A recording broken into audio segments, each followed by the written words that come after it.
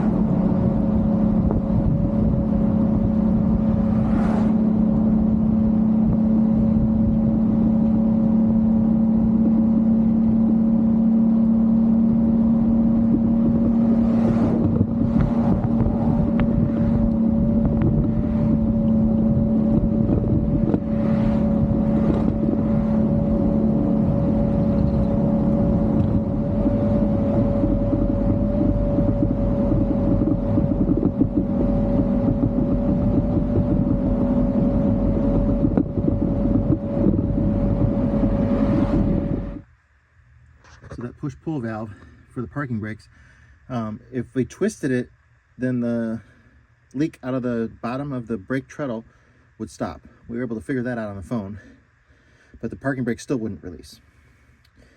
And then also the brake treadle, if they stepped on the brake pedal, that would stop the leak. They could hold the brake pedal down, build up air, and then let go of the brake pedal, but the parking brakes would still not release, but they were able to build up pressure. So we're going to replace that valve because it's bad. It shouldn't, twisting it and spinning it around shouldn't make it leak or not leak. So it's worn out. And when air stuff like that starts going bad, it's because of contamination. Usually. Sometimes wear over time, but most likely, grease or oil and water and stuff get in there and messes everything all up. All right, we have done a few things. We got it to air up. We still had trouble getting the parking brakes to release. We jacked it up, tried to figure out which if it's one side or the other. We got one side to unstick. Now the brakes are freed up on it, and it is moving.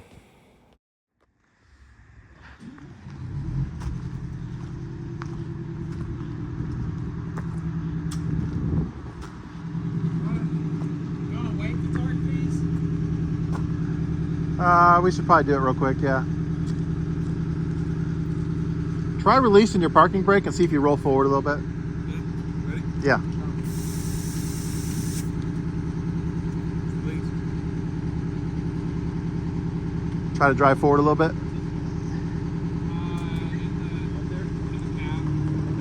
It's gonna work. Okay. Set your parking brake. Yeah, that's working good now. Okay, well, we got the parking brakes released. We got the bus to air up. That's two issues solved, but there's some other things going on. We told them to bring the bus over to the shop so we can really tear into it and see what's going on. The air dryer is not purging, so something's going on with that, and we'll look into it a little bit more and see what's going on.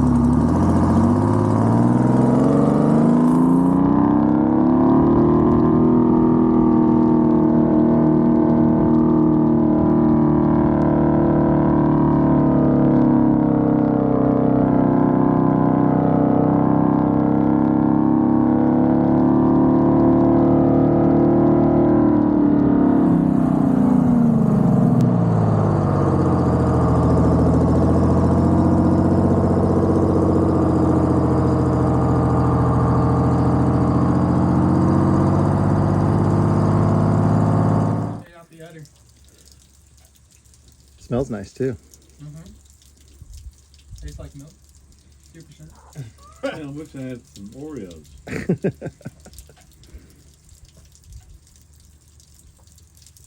That's not supposed to happen. That is not supposed to happen. That's because your air dryer hasn't been purging, so none of the moisture's been getting out of your system. And going into freezing weather, that'd have been really bad. So there's a good chance. So where Jonathan has to go change clothes.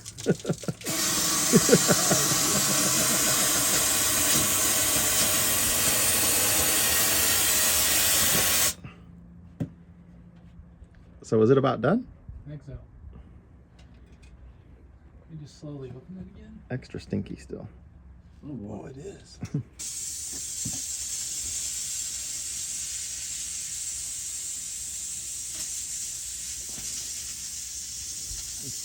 I'm like,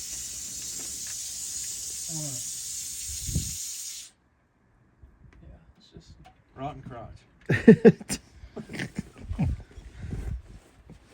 None of cheese. That's not familiar to you, Chad? No, I don't.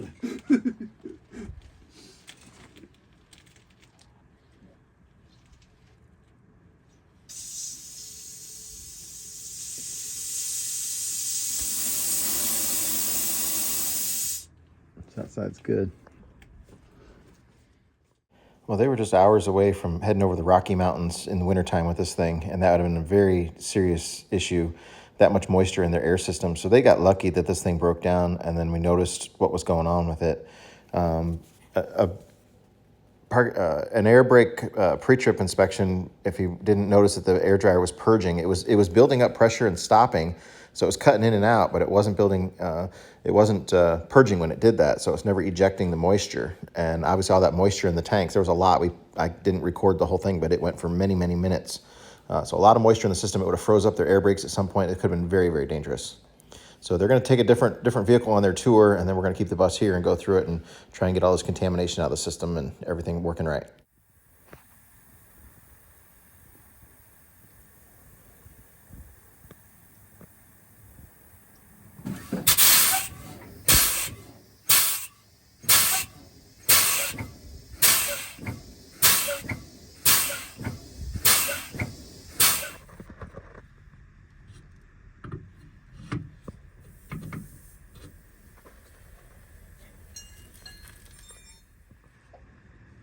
Starting to get it cleaned up so we can take a look at what we got here. I pulled the little retaining lock bolts out of there. There's a big snap ring up in there. We're going to pull the purge valve out and let's see what we got there.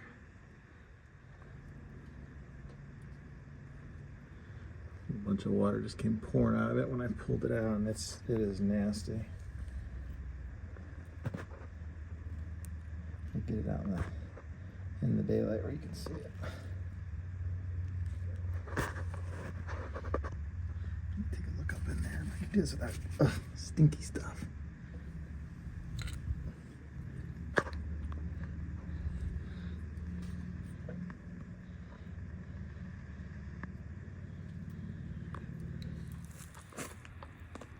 Spinning around. That's pretty nasty. Let's try and clean it here.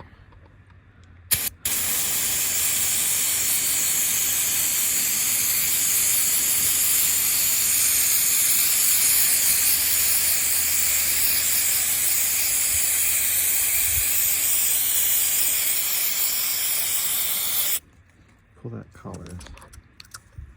Just spray the noise a bit. Yeah.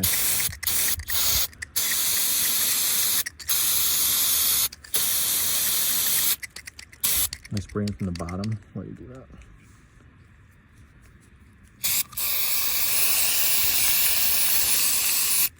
It was stuck, right? It was totally stuck, right? Probably.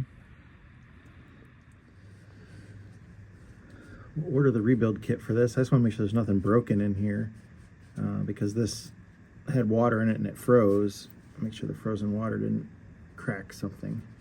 I think it was just seized up from being dirty, caked up. This is the rebuild kit. Everything you need, O-rings, and seals and everything, they go in there. That rebuilds the purge valve on it. It's a Bendix part number. That's the replacement desiccant cartridge for the air dryer. So it's got the new O-ring on there and then the seal ring there.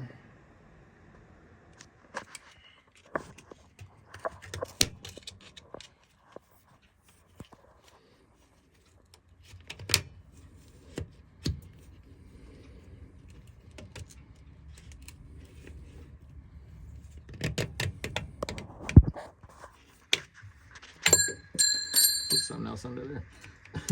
It snaps out.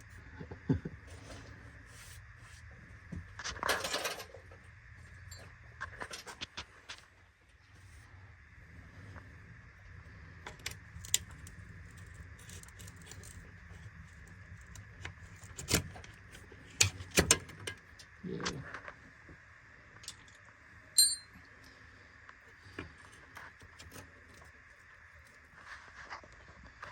This is a lot easier job doing it here in the pit than crawling up under the bus, but this tag axle member here was in the way of really getting a good leverage on prying that snap ring out. Okay, alright, we'll want to disconnect that wire to take that all in and clean it up on the inside. Let me see inside there. Speakers. Okay, there's a bolt up there to get the cartridge out. Extra stinky.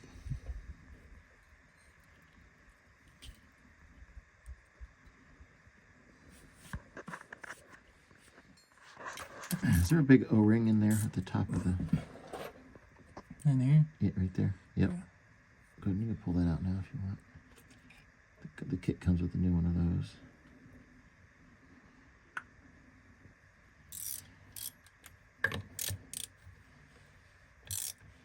This bolt is really long. Hopefully this thing fits out of there, but that tag axle thing. It's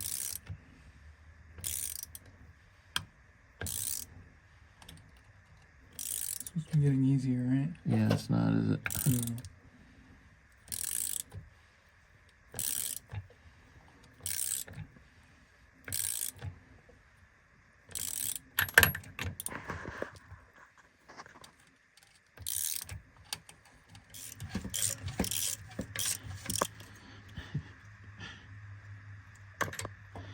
Tired? Pushing on the impact.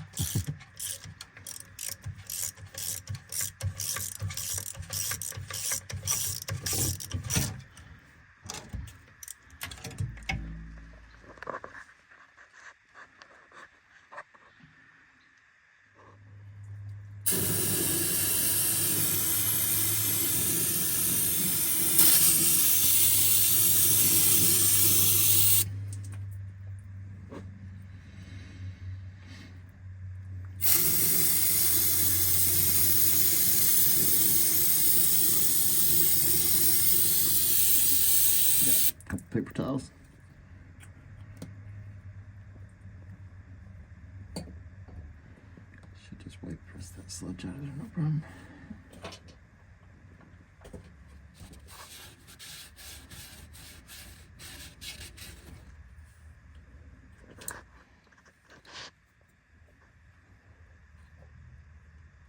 Pretty good.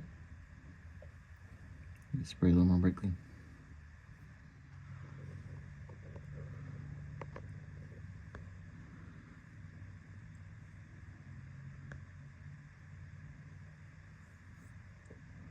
That'll do.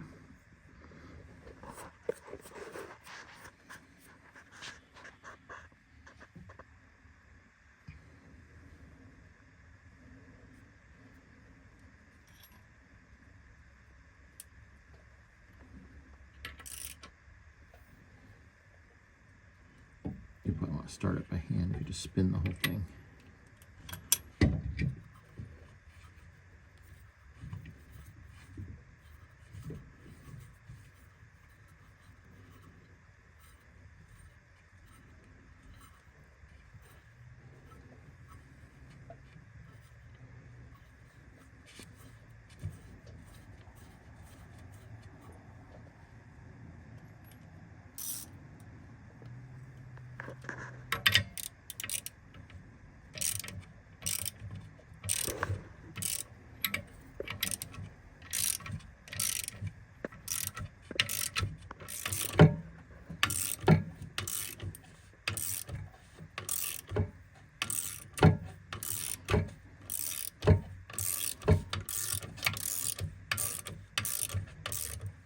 Thread must be funky or something. At one point it's easy, next time it's not.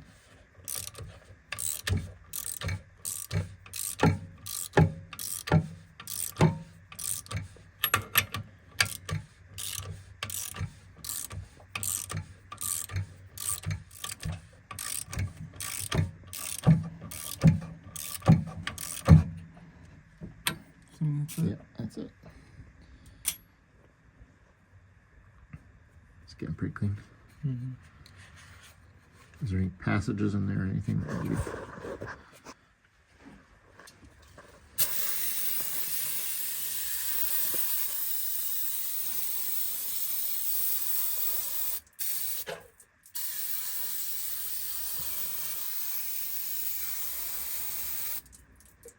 Let me see it.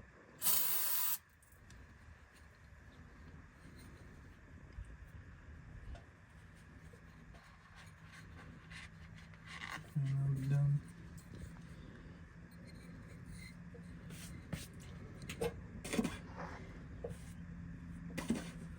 Yeah, it's a completely different piece than it was 5 minutes ago.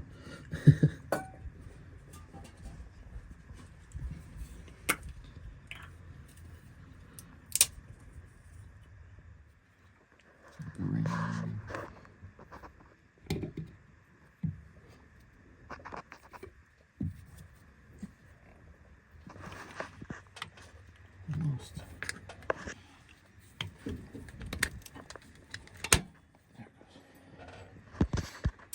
Ta-da.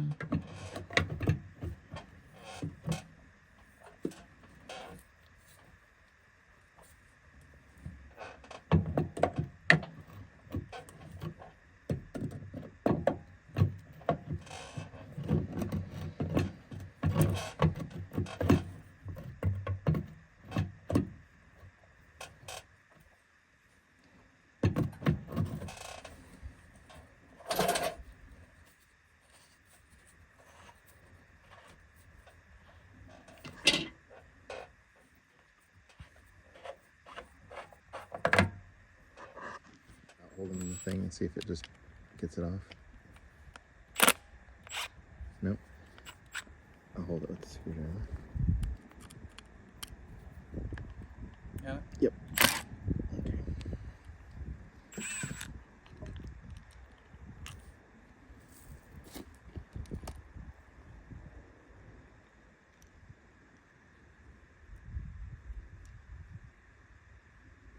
This comes out then. Yeah.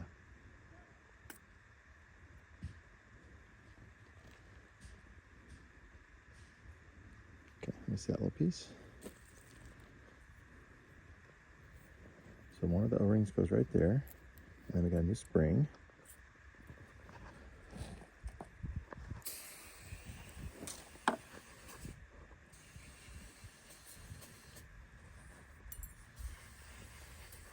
The new spring sits substantially higher on there. The other one was definitely worn, sprung out. So this bigger O-ring will go down deep on there.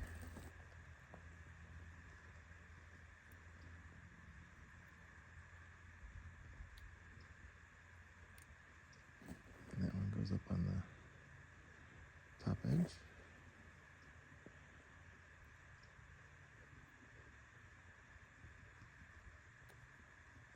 Let me see that piece now. Yep. I'm gonna replace that O-ring on there. Okay, I got that O-ring replaced and I'm coating a silicone grease on it.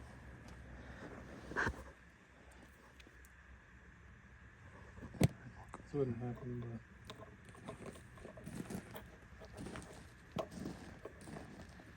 because it's bent, right? No, yeah, that's just like a dust shield. Let's replace that little guy there. I didn't show it, but that's what goes down and seals the bottom of that ejection valve on there.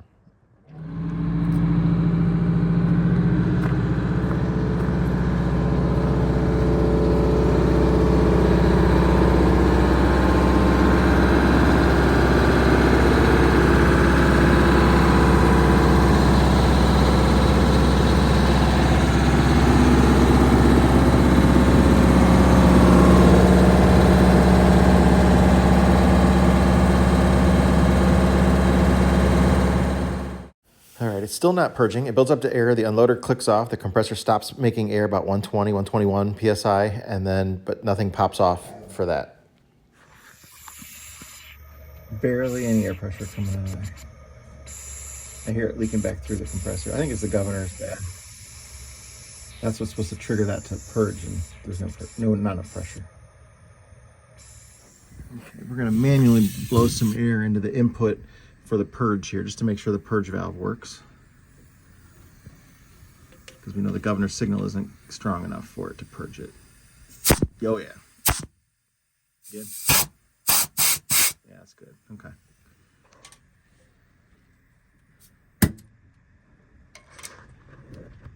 Okay, we gotta try to get to that air governor to replace it. But unfortunately, they've got that rear access panel above it all built over. That would be so easy to do. It's right in your face if you take that panel off. But we don't have that option. So Jonathan's going to try and squeeze between this transmission here and reach over and take that governor off. But man, that's not going to be easy.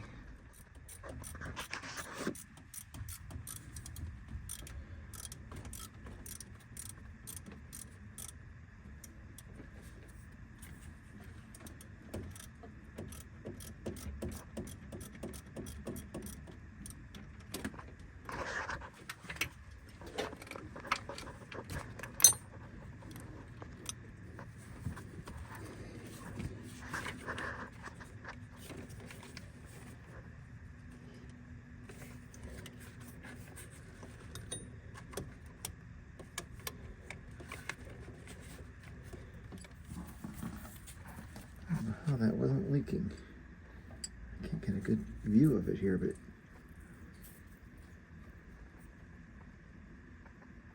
isn't that crazy? Look how that fitting wore through.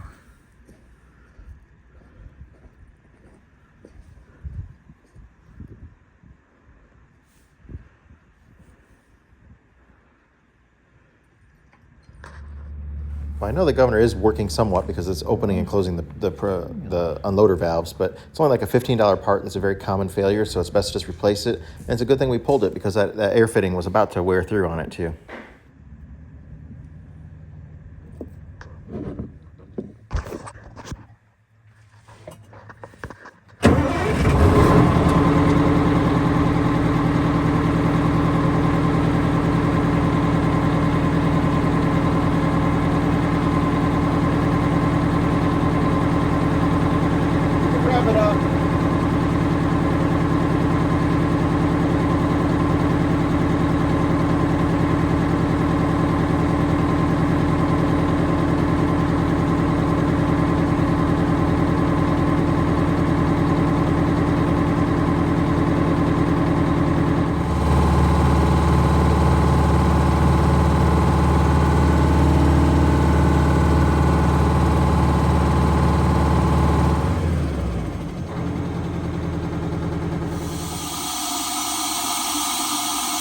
Give it a big blast of air just to see what it does. Yeah, it's not.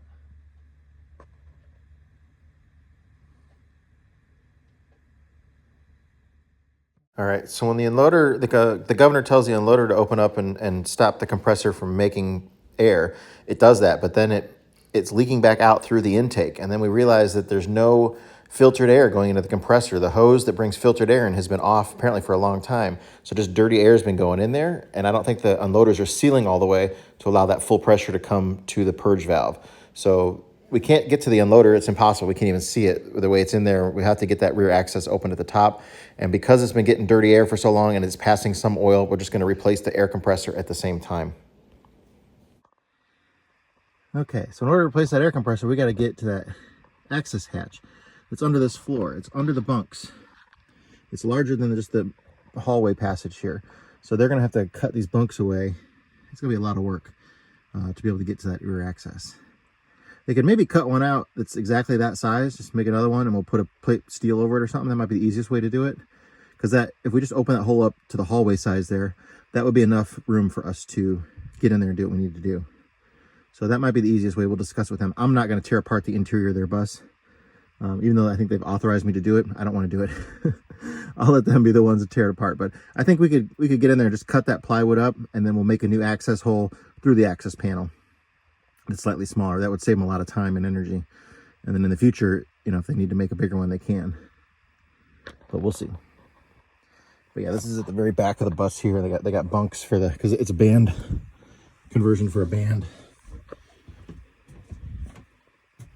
Entertainer, what they call it. We pulled that captain's chair out to be able to get to the airlines and everything over there. Man, could you imagine how bad that would have been going over the Rocky Mountains in the wintertime, freezing cold conditions with all that moisture in the air system? That would have been really, really dangerous.